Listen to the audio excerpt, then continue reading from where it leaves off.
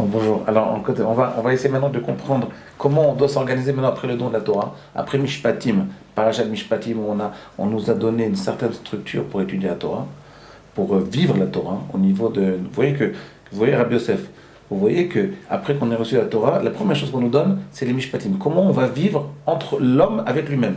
Vous savez que Rabbi Rucham, dans son livre, dans ses écrits, dans ses cours, il parlait essentiellement de la Parashat Mishpatim.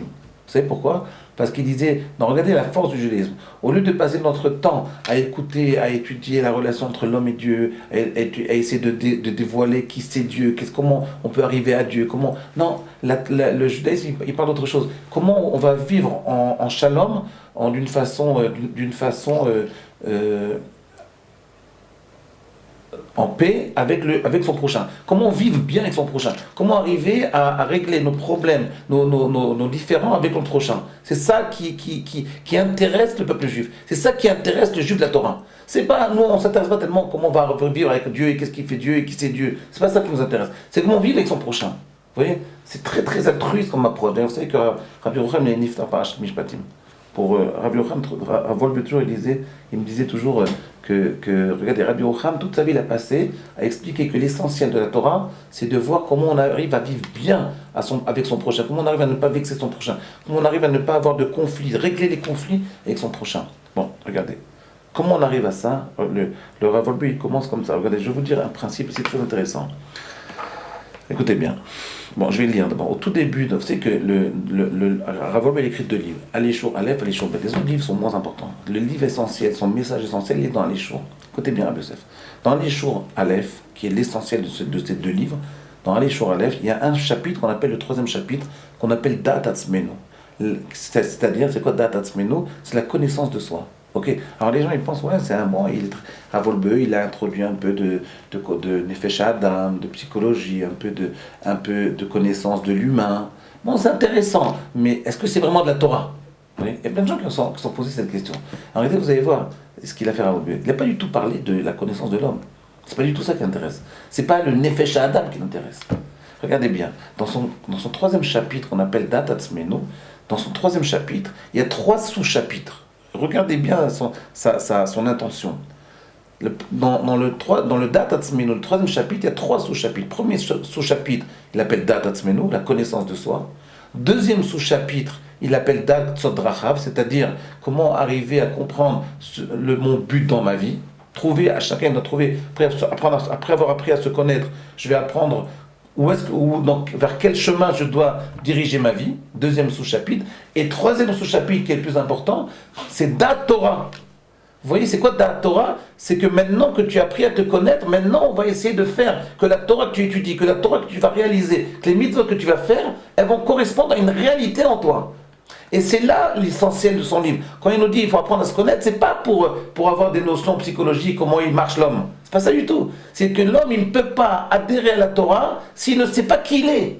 Il faut d'abord apprendre qui je suis pour pouvoir faire que la Torah elle puisse se pénétrer en moi. L'homme, il ne peut pas recevoir. La plupart des gens qui écoutent des cours, c'est des cours généraux. Ça veut dire, c'est un cours magistral, on parle de Torah, oui, c'est intéressant, oui, on parle de Torah, c'est des idées intéressantes. C'est pas ça. Même quand on étudie la Torah à la yeshiva, le plus important, c'est pas seulement d'étudier la Torah, c'est de faire en sorte que cette Torah elle puisse correspondre à quelque chose de profond en moi.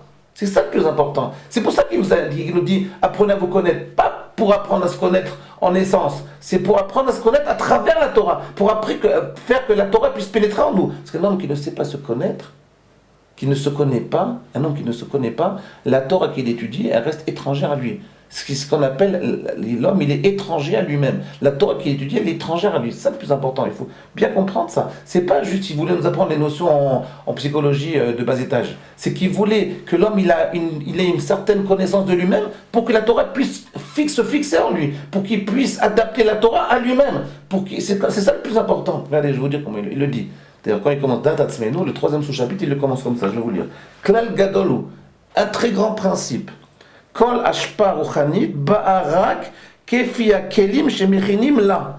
Toute influence spirituelle, elle ne peut se réaliser uniquement si l'homme, il arrive à créer un mekabé, c'est-à-dire un klikiboul, c'est-à-dire un réceptacle pour recevoir cette Torah.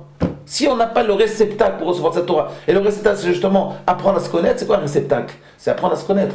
Comme moi je dis à mes élèves à Yeshiva, vous n'êtes pas encore construit, il faut apprendre à construire votre personnalité, que ça veut dire apprendre à te connaître. Je ne parle pas ici de se corriger, apprendre à te connaître. Quand un homme il se connaît, il a une connaissance de lui-même. Après la Torah qu'il étudie, elle a une beaucoup plus grande influence sur lui-même. Pourquoi? Parce qu'il a créé un réceptacle pour recevoir cette Torah. La création de ce réceptacle, c'est apprendre à se connaître. Je vous donne un exemple. Imaginez vous allez dans une très, très belle maison.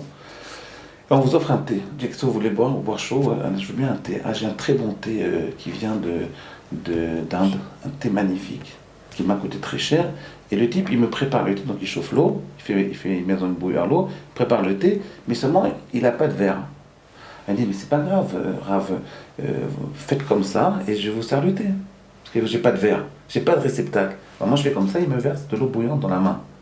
Il m'a donné du thé. Il m'a versé du thé, mais il m'a brûlé la main. Vous voyez, c'est exactement ça. Il y a plein de gens qui étudient la Torah, mais la Torah les brûle. Pourquoi? Parce qu'ils n'ont pas le réceptacle adapté pour recevoir la Torah. Le plus important, c'est pas d'étudier la Torah. Le plus important, c'est de créer en soi, dans son être, un réceptacle. C'est ça qui fait Rav Wolbe. Et il nous apprend comment créer un réceptacle. C'est très important ça. Sinon, on passe à côté. Sinon, la Torah, elle fait que brûler.